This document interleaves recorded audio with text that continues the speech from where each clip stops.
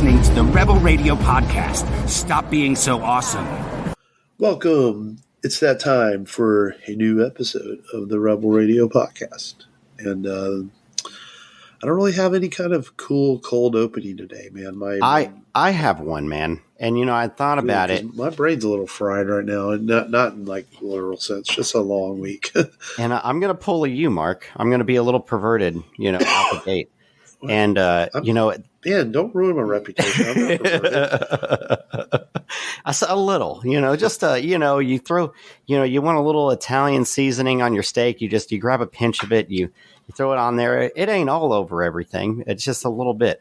You know, there was, after we got done with the episode and I started going to sleep, last week, a fun fact popped in my head about Terminator 3 that I forgot to mention, and that they had considered Jennifer Lopez to be the female Terminator. And I was like, how great would that be to see Jennifer Lopez's butt just shaking on the screen? You know, she goes through time. Yes. I'm like, oh my God, we've never seen it on, that could be the first one, you know, and you'd have like two great things, you know. She kind of showed it off in that recent movie she did. What was that, Hustlers or some movie that came out a couple years ago? Maybe she did, you know, but it could have been in 2003, you know. Well, you know, I mean, there's plenty of other places to watch her shake that thing. There could. And then for the ladies that may be watching, they almost picked Vin Diesel. It was going to be a man that was the Terminator. They had thought about Vin Diesel.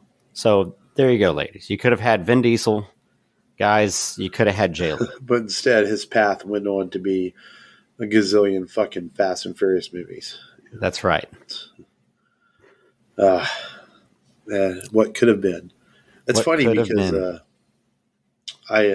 or was that the Pitch Black? Was that because he did the first one in 99? Yeah. And then he didn't come back for the second or third Fast and Furious movie. Then in 09, they came out with Fast and Furious. And then that's when he came back. Said, I got to save this franchise 1/4 mile at a time. He went through where he tried to be a dramatic actor there and make movies. A Man Apart. That was good, though. A couple things. But so cookie cutter, you know? Then he did The Pacifier, you know, where oh, yeah. He's like, I'm going to be fun with the kiddos. Yeah. Wacky Vin. He was always like, he always felt like, I don't know, he feels like The Rock's little brother. Like, yeah, oh, dude, that's hilarious. And, oh, man. Poor Vin. The Rock probably called him that, you know, at one point. And, Vin. You know, actually, the Riddick movies were okay. I didn't mind those.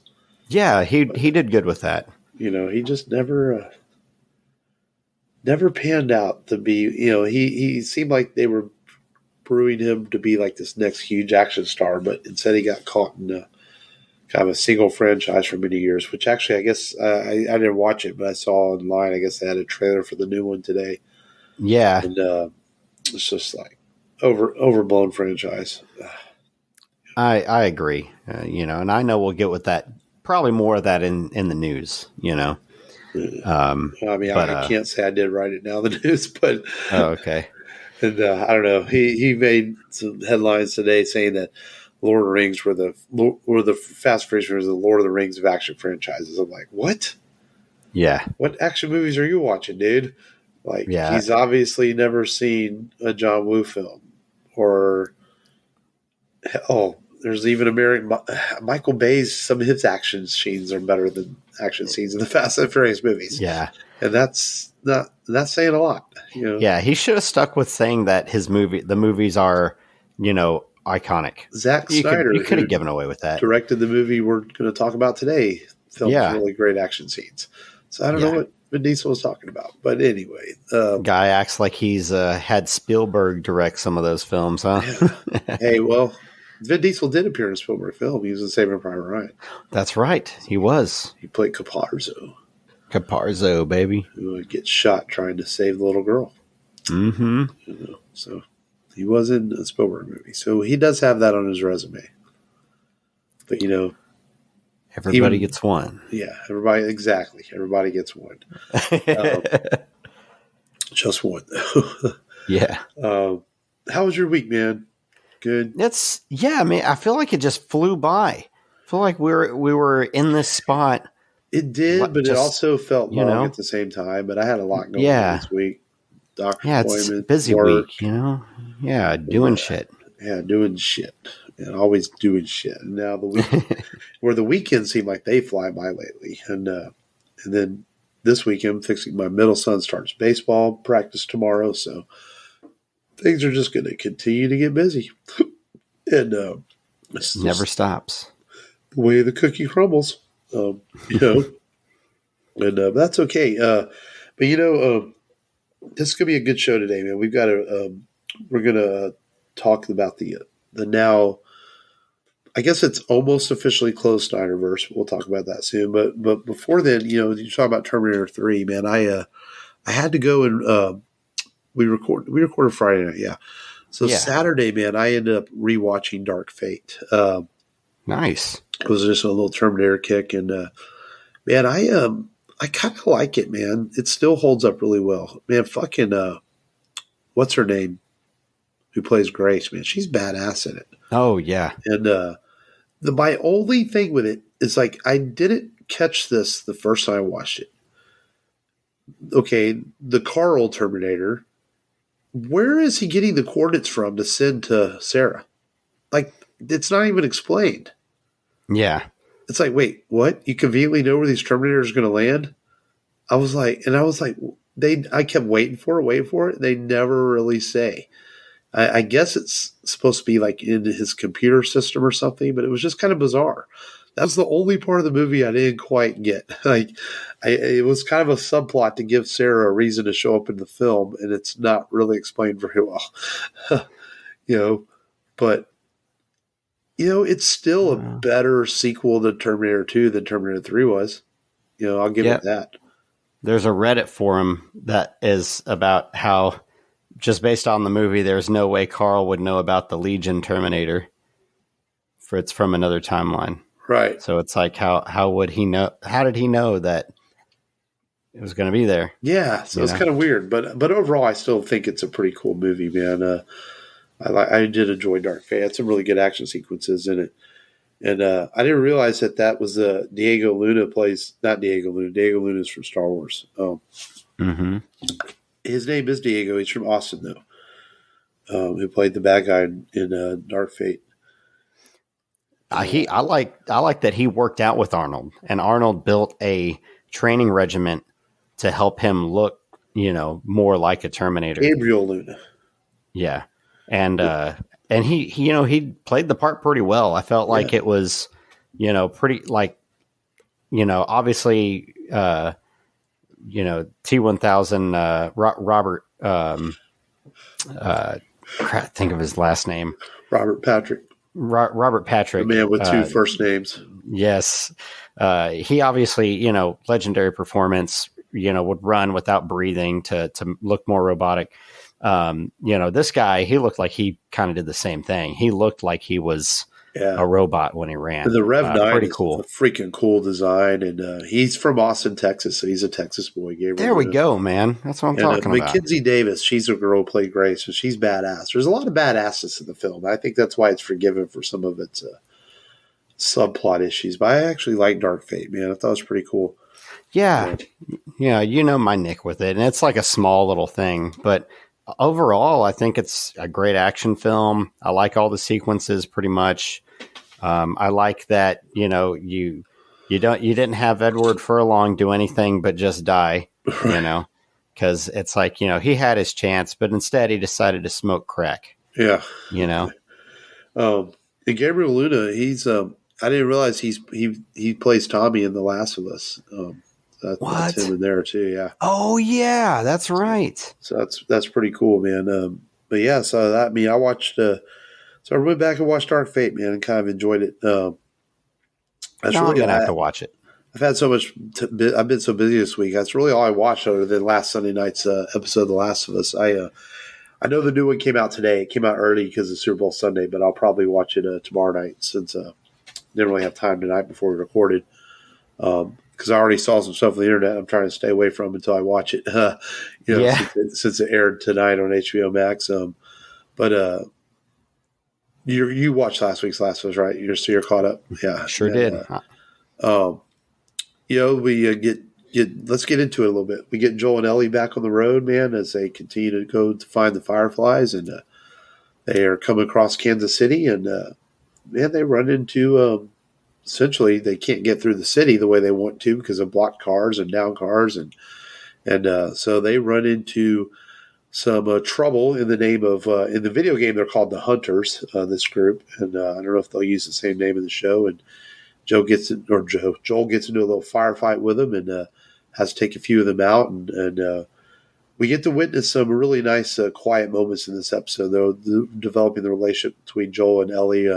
The thing with the dirty magazine is really funny because that's actually right from the game, so that was pretty funny. Yeah. Cute little poop joke in there with Joel and Ellie. And we witness Ellie using the gun that she took from Bill's house and basically saving Joel using the gun.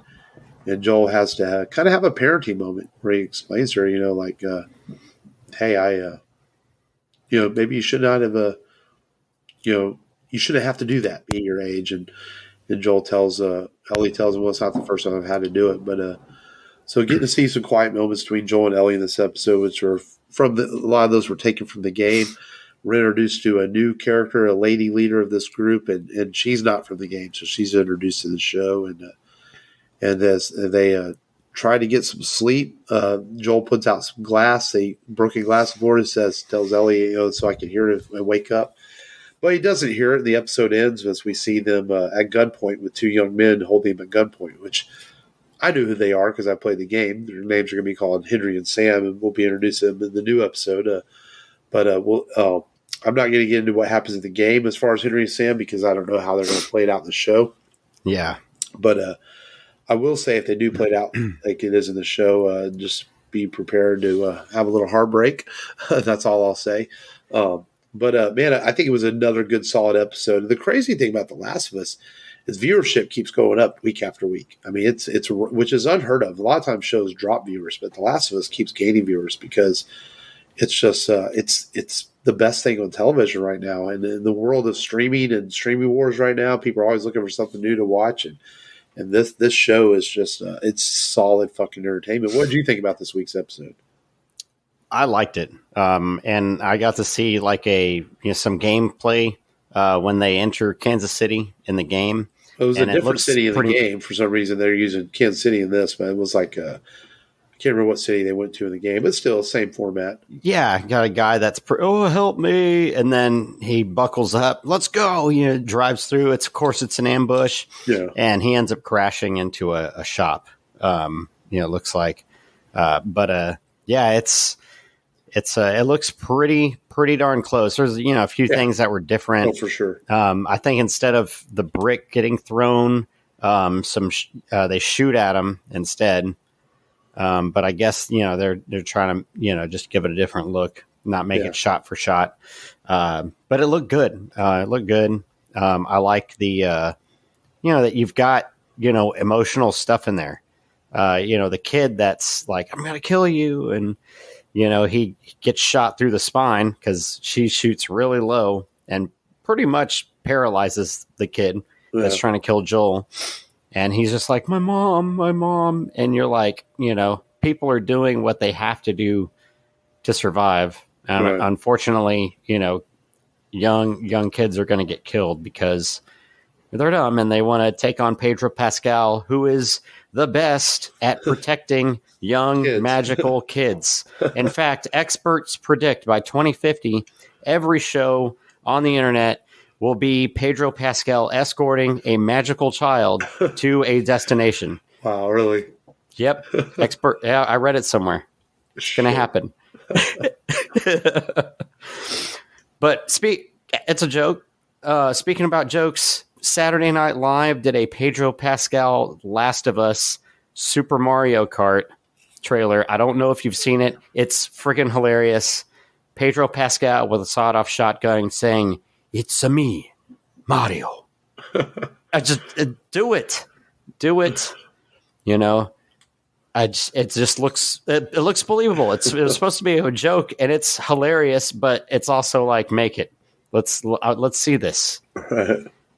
You know, he's been on TV since Buffy the Vampire Slayer. Yeah, he's been around a while. He played a vampire in one of the earlier episodes. I had no idea. Yeah, now he's finally getting this big. I mean, I wouldn't say he got his big break a few years ago when he was on Narcos, but yeah, now he's really starting to get, with the Mandalorian and The Last of Us, and he appeared in Wonder Woman '84, starting to really get the notoriety he deserves. It's not how you start; it's how you finish, baby. That's right, rightfully so. That's how it is. Before Jeremy Renner did The Hurt Locker, he was on a lot of TV shows and things like that, just trying to make it. And sometimes it just takes that one big break. And for Pedro, it was Narcos, and then landing the role of the Mandalorian, and now he's one of those actors that, man, he just he has that face that makes you feel comfortable watching him. It feels like he could be your next door neighbor and your uncle. And it's just something. And he's got a calm, cool demeanor. And I think that's why he's perfect as Joel, because Joel in the games is a calm, cool, collective, but also will do what he has to do to protect people around him. And you see that with Pedro's version of Joel. He will fuck you up if he has to. Hell yeah, dude. And I think that's what's great about him. And I wasn't sure about his casting when I first heard it, because it wasn't maybe who I pictured as Joel, but 4 episodes in, man, I'm sold. He definitely sells it to me, and so does Bella Ramsey. She's selling me as Ellie, because I was thinking Ellie. I just had a different view of what she should be, but Bella's doing great in the role. She's really good. I didn't realize she was like 20 years old. Yeah, but they liked her for her younger look, though. Yeah, because Ellie's supposed to only be 14. Yeah, but she, like you said, she's kind of got that Ralph Macchio face. It's like a man child. She's like a woman child, right. She's great, man. I really like her. She's growing on me for sure. But overall, I just like the look of the show, the aesthetic of the way it looks like they took the game and put it on the big screen, and everything that happens around. And I've read a few complaints that you still get these people that are ADHD, and they want there's not enough action in it. More things need to happen. Like, man, that's not what The Last of Us is about. Neil Druckmann, the creator of Last of Us, he said, in the game, we put clickers in there and infected for you to fight, because you need a mechanism to move the game forward. But if you really pull that back, the story was about Joel and Ellie and the people surviving in this world. It was never about the infected. That's how you make a great action movie. Yeah. It's not like boatloads of action. Right. I mean, the move to cut in, it's like, think about some of the greatest action movies ever. Terminator 2, 20 minutes of action. We talked about it when we did it. And The Last of Us, it has, I feel like it has more than just that small little snippet of action. Yeah. But it's the emotional connection and the relationships that really bring a show like that together. Yeah. Or, for an action movie. It's the journey. It's not just jumping to action scene to action scene. Yeah. And, then you do have directors that can tell. There are directors like, second John Woo reference in one show. Everybody that's ever listened to a podcast knows he's my favorite action director of all time. But John Woo's the type that has the ability to tell an emotional journey of a story with loads of action. Yeah. And it works because he knows how to balance it. Not every director can do that. A director like Michael Bay is not going to balance that as well. It's going to come across as just a silly, big, noisy action film. But then there are directors like Woo, and then there's stories with really great action that only need 10 minutes of action to tell a great story and still be a great action television show or movie. And that's what The Last of Us is. It's about the journey and building to those moments. And there will probably be some great action moments in the show, I'm sure. I mean, I've played the game, so I know there's some great moments. Yeah. But even in the game, it never felt like I was playing an action game. It felt like I was playing a journey with these two characters. And when I got to the end of part one of the game, you're fully satisfied for where that journey takes you. And I think as long as viewers hang on to the show and keep watching, they're going to be satisfied with how this journey will take them too. as we get closer to the end of part one, which they say the whole first game is in the whole first season. So we'll see how they do with 5 episodes to go if they're able to close this out in one season, or they're just teasing us and they're going to move it on to season 2 and a little bit. You never know. You never know, man. But man, just good stuff, man. I really I had faith in this show that it was going to be good, being that it was on HBO from the showrunner Chernobyl, which I've never watched, but I heard was really good. But it was still part of you with video game adaptions. Part of you was thinking, it's going to do something wrong, because video game adaptions have just had that stigma. But The Last of Us is proving it wrong, and now, as we talked about in previous weeks, Amazon's jumping on board to get a God of War show made, a Tomb Raider show made. All of a sudden, this is how you do video game properties. Let's not cram into 2-hour movies. Let's do television shows. Exactly. Speaking about cramming something into a 2-hour movie, we'll get into that. That's funny you referenced that. So, anything else you watched this week, man? I mean, that's really all I kind of checked out was the new Last of Us. Oh, man. I'm with you, man. That's kind of the only thing. I think I started to watch some other stuff, and I just never really got the ball rolling on it. Yeah. Sometimes when you're a dad, you got a bunch of kids in the room, you already know that TV might get taken away from you. Right. I want to watch Moana. Like, darn it. We've seen this 50 times in the past week. But, Dad. Yeah. Okay, whatever. I'm going to see the crab. Yeah. So let's talk a little news before we get into today's feature film. There's not a whole lot. Speaking of Amazon, man, they are developing. This kind of came out of nowhere. I'm not sure if it has anything to do with Marvel Studios or not. Well, no, I guess not. Sony owns the rights. They're going to make a Spider-Man Noir live-action TV show, or it's in development. That. Interesting. Do we know if Cage is going to voice the character again? I don't know. I mean, he's voicing the character in Spider-Verse 2, but is Spider-Man Noir popular enough for its own TV show? And is the genre of noir popular enough nowadays? Yeah. It's like we had the Sin City movies that kind of had a mix of modern and noir and stuff. I was trying to think about this, like, is that genre even like a real thing anymore? Noir films and noir stories, and obviously Spider-Man's a popular name, but I mean, it's the Noir Spider-Man to that point where, like, you could do a whole TV show with it. I don't know. We'll see. Hey, maybe it works. Yeah. Maybe it works. Amazon, I think, is looking for their next big hit. Like I said, we just mentioned trying God of War and Tomb Raider, because, I mean, I think the Lord of the Rings was not – I think it was successful, but maybe not the success they were hoping it was going to be. And, of course, they're invested in 5 years on that show. Hell, I still need to finish it. Just kind of got like everybody else. I enjoyed the first 2 or 3 episodes, and it kind of got a little boring kind of fast. I'm like, yeah. So we'll see what Amazon does with Spider-Man Noir. Meanwhile, Apple TV. Oh man, that's the other thing I did watch. I don't have Apple TV, but you can watch like the first episodes for free. I watched the first episode of For All Mankind. It's an alternate universe where what if the Russians land on the moon first? And and it stars Joel Kinnaman, from the Suicide Squad movies, and it's pretty good, man. It almost makes me want to subscribe to Apple TV. So I don't know. I'm thinking about it. That's fun. You just jogged my memory on the only other thing I watched. We were looking through the for sale movies at Vudu, and I noticed Peyton List made a movie. And, we talk about Peyton List every once in a while, Mark. And I'm like, what is this movie? And it looked like it was a good concept. It's called The Friendship Test. I didn't want to spend $5 on it because there's some very, very mixed reviews. It's a horror movie.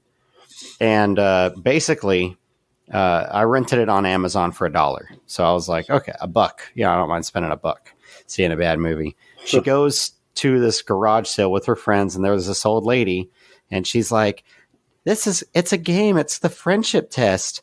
If your friendship doesn't last, neither do you. And so they were just like, okay. So I guess like their friendship kind of wavers in the mix, and they try and make it about this multiverse kind of thing where there's alternate versions of yourself. The only question I have is, does Peyton get even half naked in it?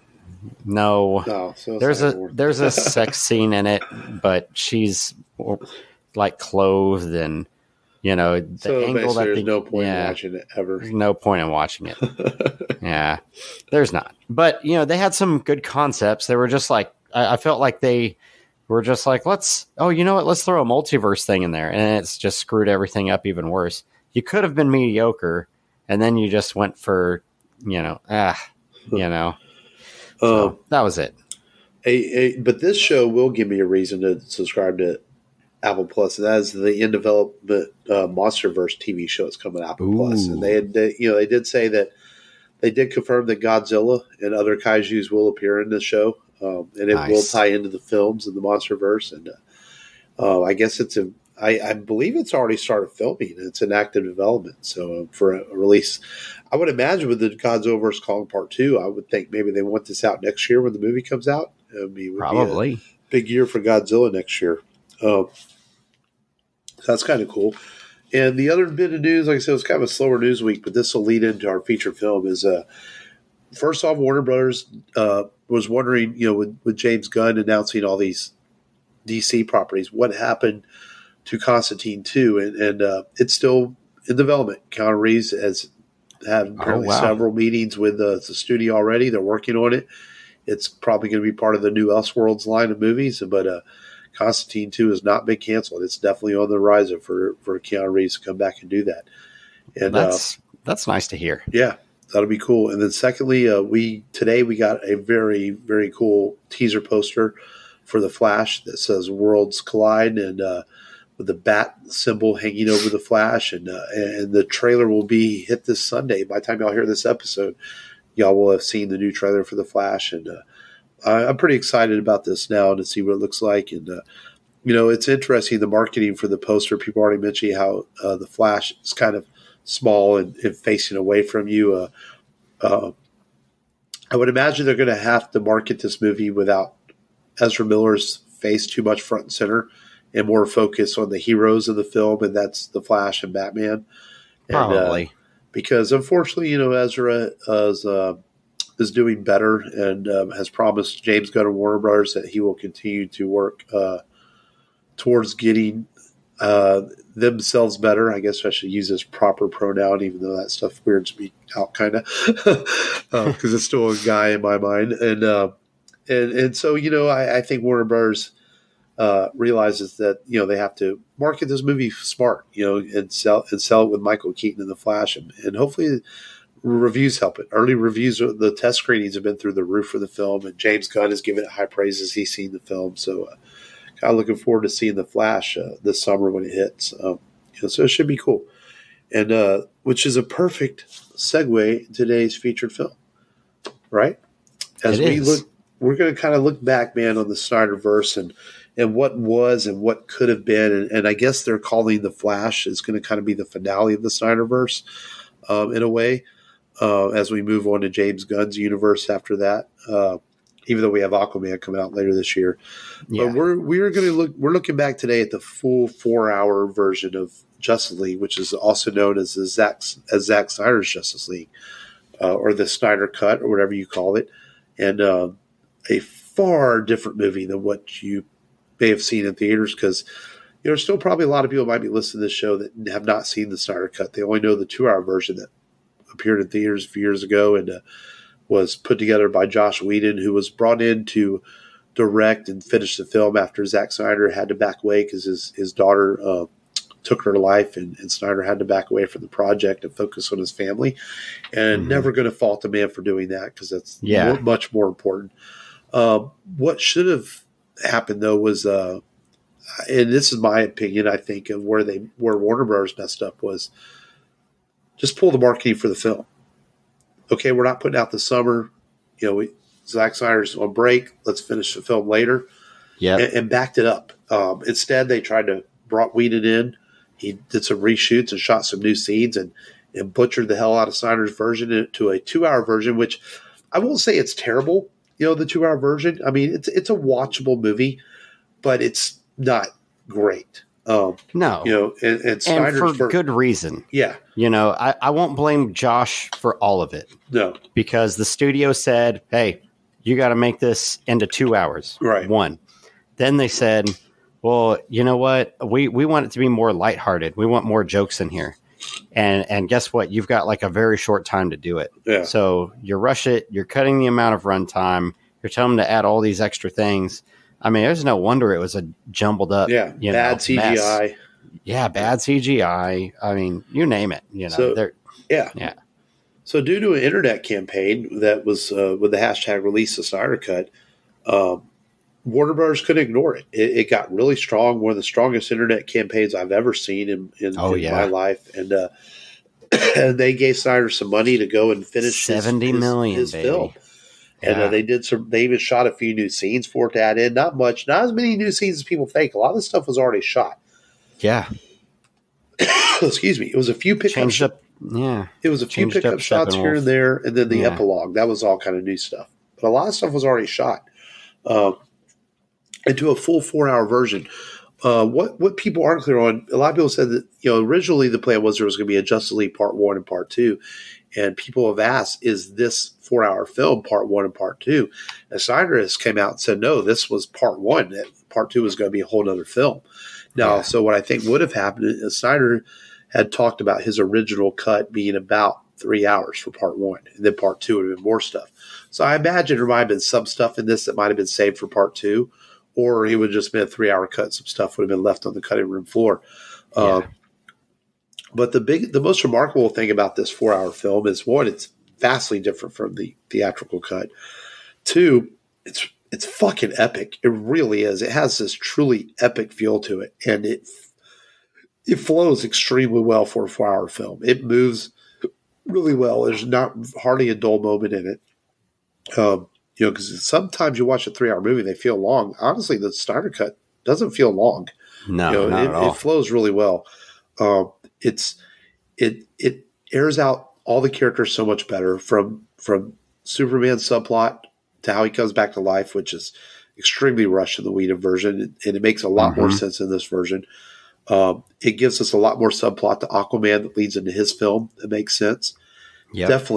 Definitely tells a much better version of Cyborg's story.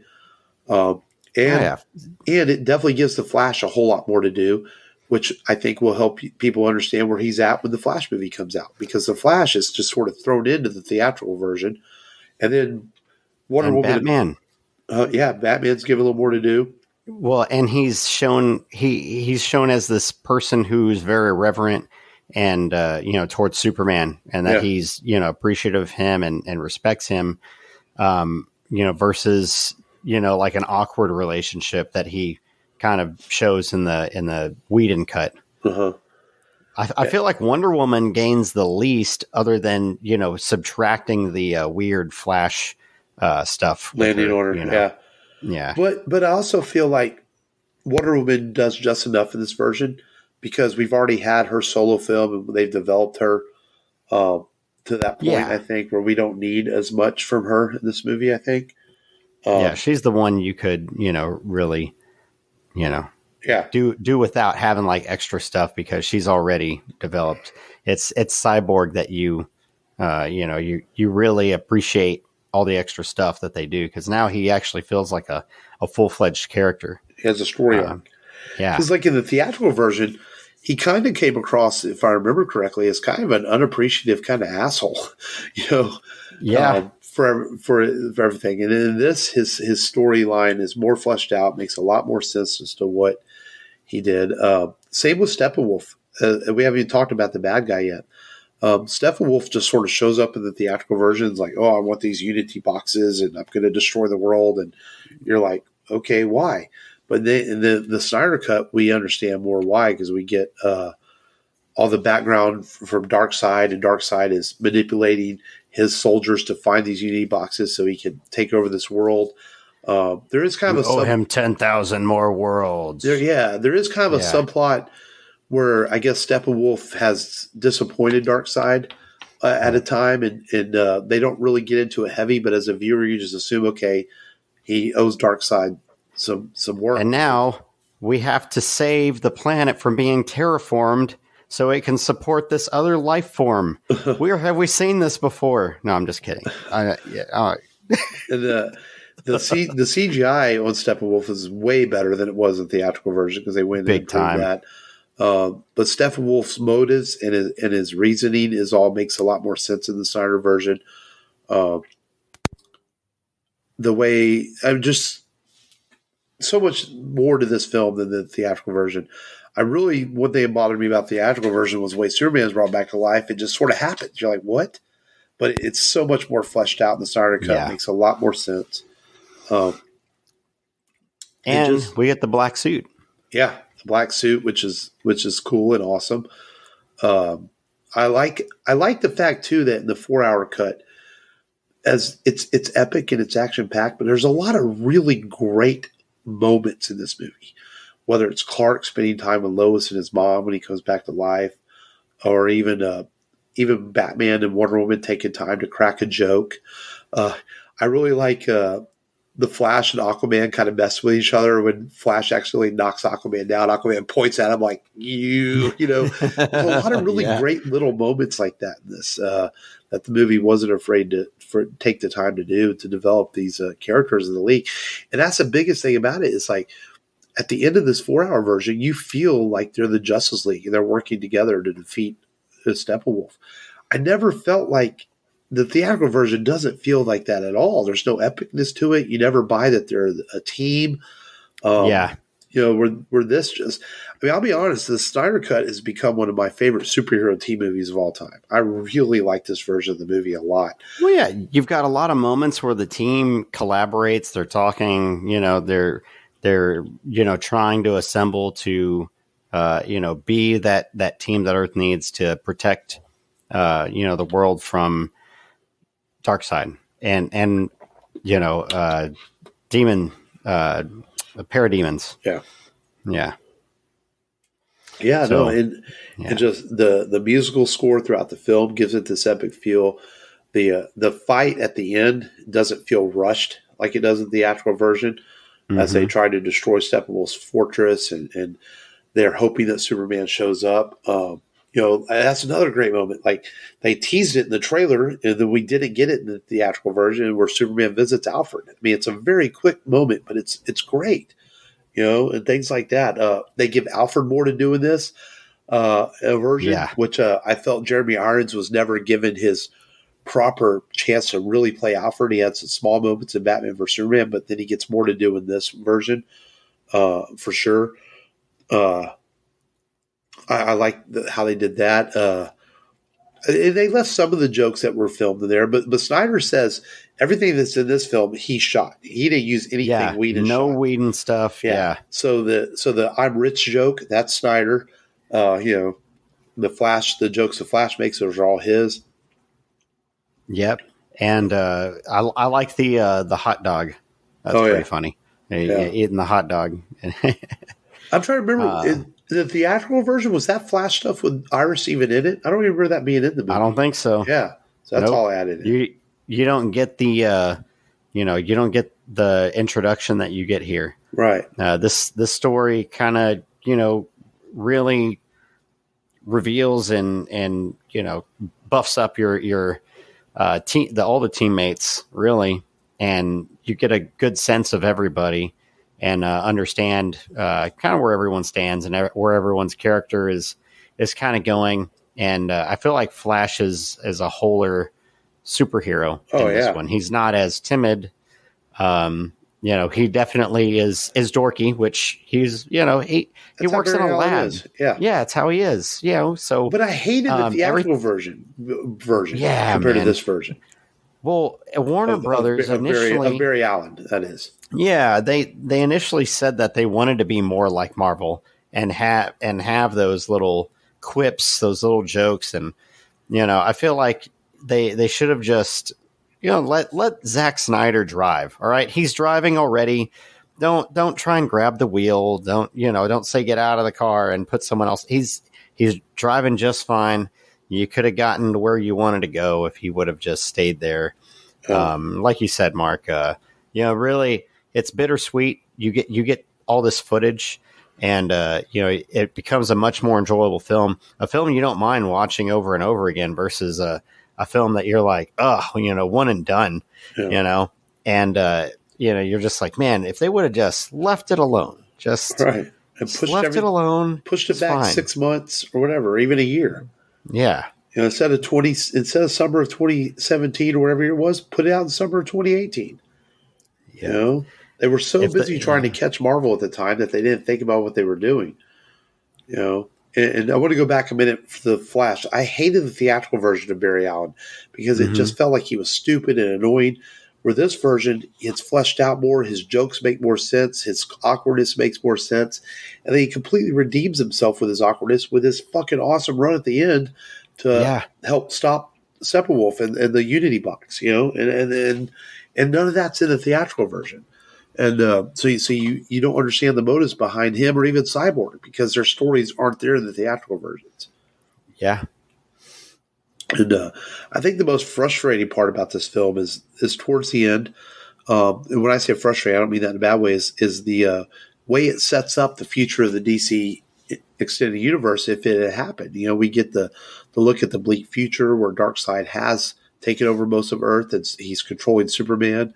And Batman is forced to team up with Deathstroke and Hera and the Joker and and to try to save this world. And I actually the scene with Jared Leto's Joker at the end is and him and Batman kind of exchanging words is pretty well done, man. Jared really brings it in that scene, and I really like it. It's kind of cool to hear Batman go, "Make no mistake, I will fucking kill you." I was like, "Whoa, Batman said the F word." And it's a great little scene, man, and it makes me also reminds me that I never had a problem with Jared playing the Joker. His version was a little different, but he was never really given a chance to really play the role.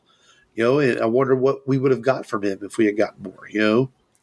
I like the version that we get here, and not the gangsterish version. I like this makeup and its demeanor a little bit better, a lot better actually. Yeah, and I think had it been played this way from the get go, I think more people would we'd feel the same. Yeah. And not only that, what about we never got our Affleck Batman movie facing off against Deathstroke? How fucking awesome would that have been? That would have been good. And I think that's the biggest disappointment. It's like if you look at the DCEU,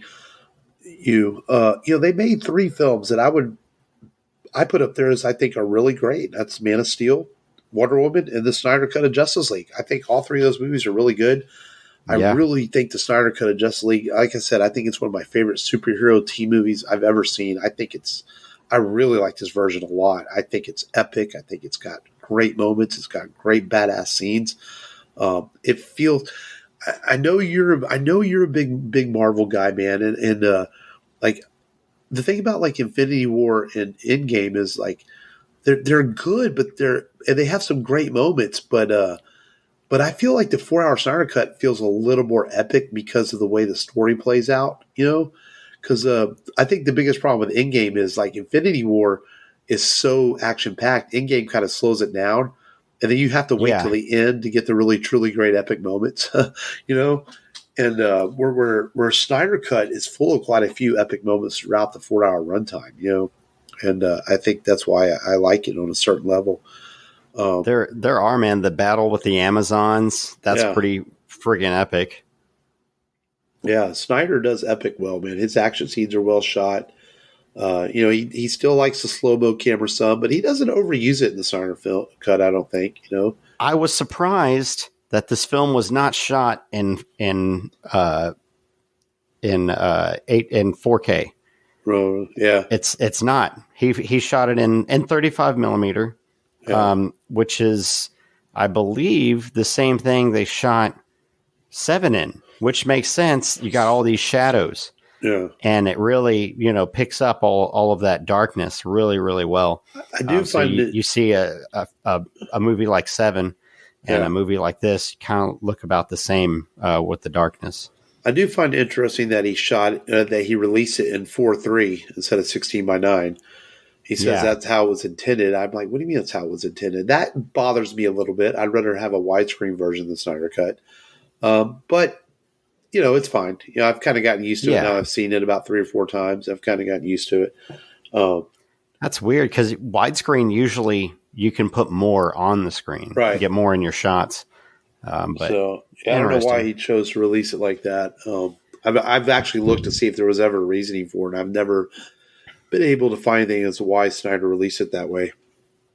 But I also, think that I watched this movie this week, and I just think, man, what could have been? I feel like the DCEU could have been saved. There's a few bad apples in there, but I don't think they were so far off from saving things. They could have just said, "Hey, this is canon, the Snyder Cut. We're going from here. Let's move forward." But they just felt the need. I sometimes feel like not just the unsuccess of the theatrical version, but also Wonder Woman 84, them choosing to release it during the pandemic, not being as successful. I think may have caused them, Warner Brothers, more harm than good by putting out these films the way they did. But now we move forward from here, and we get the Flash. Well, we have Shazam in a few weeks, and the Flash, and Aquaman. Then we move on to James Gunn's new DC Studios universe. But I watched this, and I just think, man, we could have had this. We could have had an epic universe that could have rivaled Marvel's cinematic universe, and it shows the abilities they had right here in the Snyder Cut of Justice League of what could have been. Yeah. And it's a shame that we're not going to get any further because, man, I really wanted to see Darkseid take over the Earth and see evil Superman. I mean, and it feels like they kind of gave Henry Cavill the shaft by telling me he's back and then he's not back. And then I go back and I watch this and just, you can kind of see it on his face how much he enjoys playing the role. He's really, he's really acting his ass off to play a really good, believable Superman. I mean, I saw this old clip of him, and he explains how he picked a football team to root for.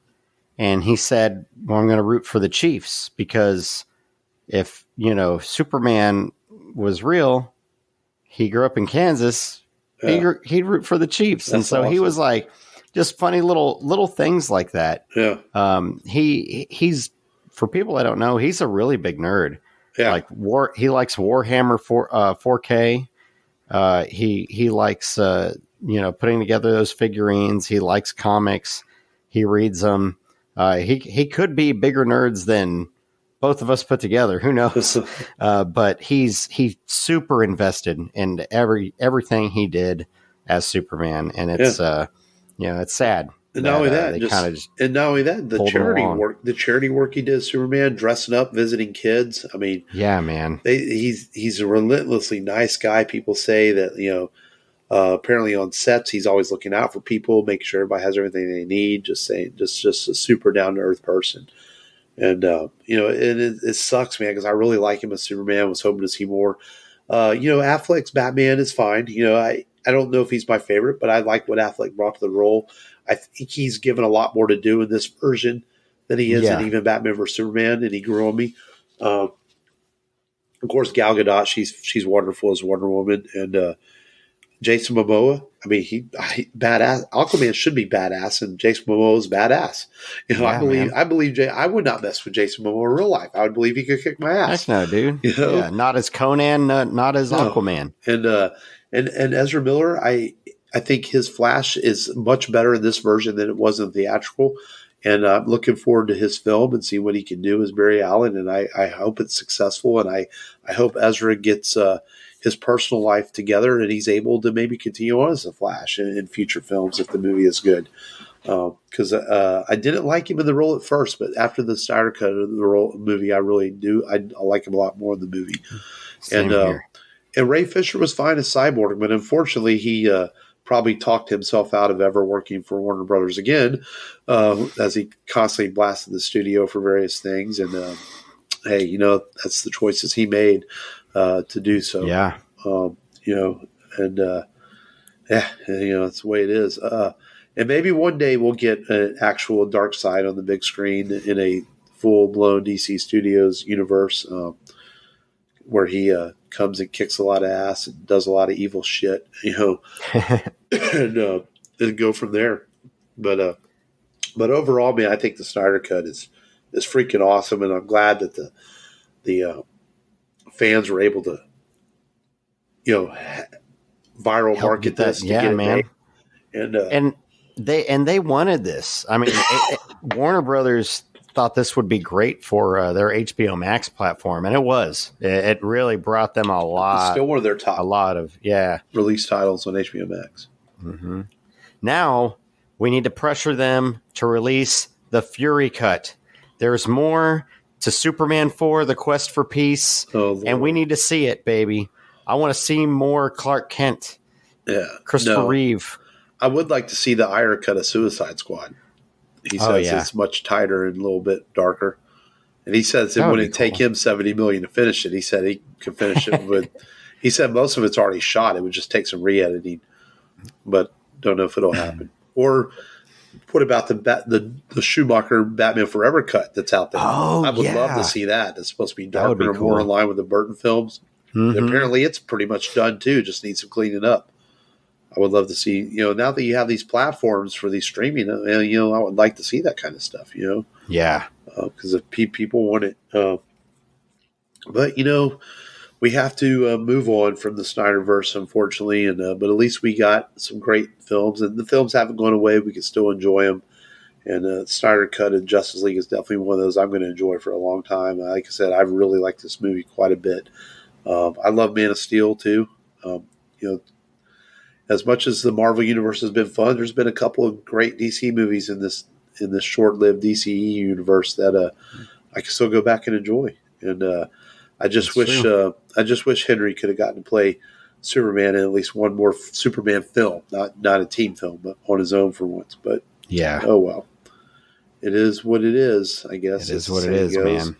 But Snyder Cut Justice League, it's on HBO Max. If you have not seen it, sit down and watch it. You don't have to watch all 4 hours in one day. I didn't watch it 4 hours in one day this time. I watched it over a couple of days. It is hard to sit down and watch 4 hours of a movie. It's even harder to stand up and watch a 4-hour movie. Yeah. And it's nice because it's told in 6 parts, so you can chapter break it easily. Like, okay, I'm on part 3. I'm going to stop right here. Exactly. That's probably the way I would do it, especially if you got a busy life. Yeah, because at one point they were going to release it as a 6-part miniseries, and they decided against it and put it together as a whole movie. And I think that's better. I'm glad they released it as a whole film. So, yeah. Technically 7 parts if you count the epilogue, because the epilogue's almost 15, 20 more minutes at the end of the film.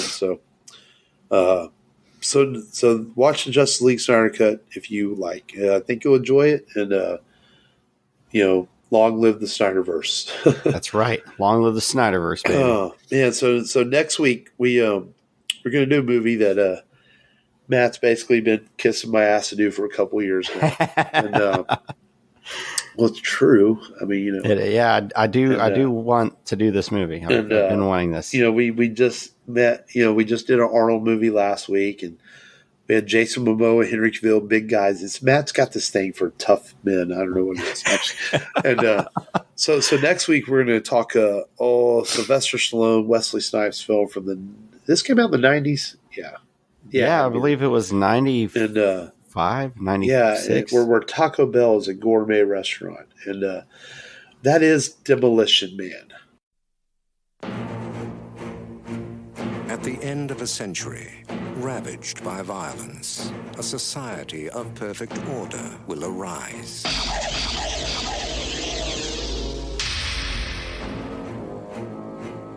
Criminals will be frozen and reprogrammed in cryogenic prisons. The prisoners are ice cubes. Their criminal instincts are being reprogrammed as they sleep. Aggression and deviant behavior will be totally eliminated.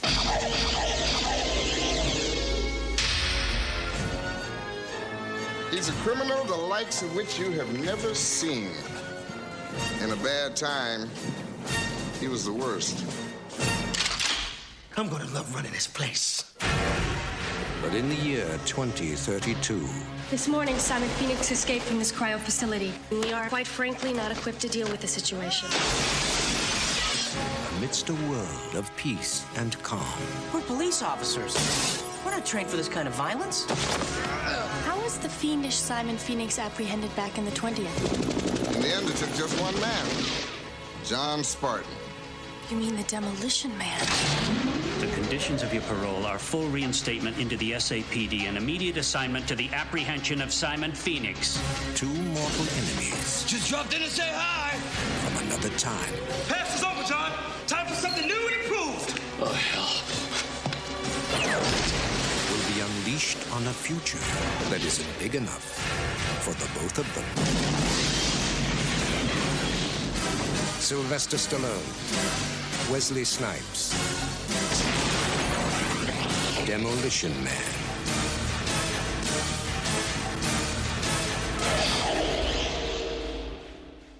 Yeah, I haven't seen this in a long time. I've seen bits and parts of it on TV, but it's been a while since I've actually sat down and watched it. I actually want to say it's 93. I want to say it was like mid-90s. I want to say it's 30 I want to say I was years. like in high school when it came out. Yeah. So it's a guilty pleasure of Matt's, and I'm not saying it's a bad movie. I remember it being pretty entertaining and okay. So Yeah. So we will discuss Demolition Man on next week's show for Matt as he gets to talk about Sylvester Stallone and Wesley Snipes, the tax evader, beating each other up. It was what Snipes got in trouble for, right? Like tax evasion. Yeah, tax evasion. Yeah, he didn't want to pay him. Yeah. But until we get to Demolition Man next week, go to the rebelradiopodcast.com for all your Rebel Radio needs. We're on all the apps where you can find podcasts, on Twitter at Rebel Radio Pod, and follow us on Facebook at our Facebook page and our Facebook group page, so you get all the latest updates on the show. But until next week, continue to stay safe and look out for one another. This has been Mark. This has been Matt. Until next time, remember, as always, just go there and do it. Hey, this is Marky Ramone, and you're listening to the Rebel Radio Podcast.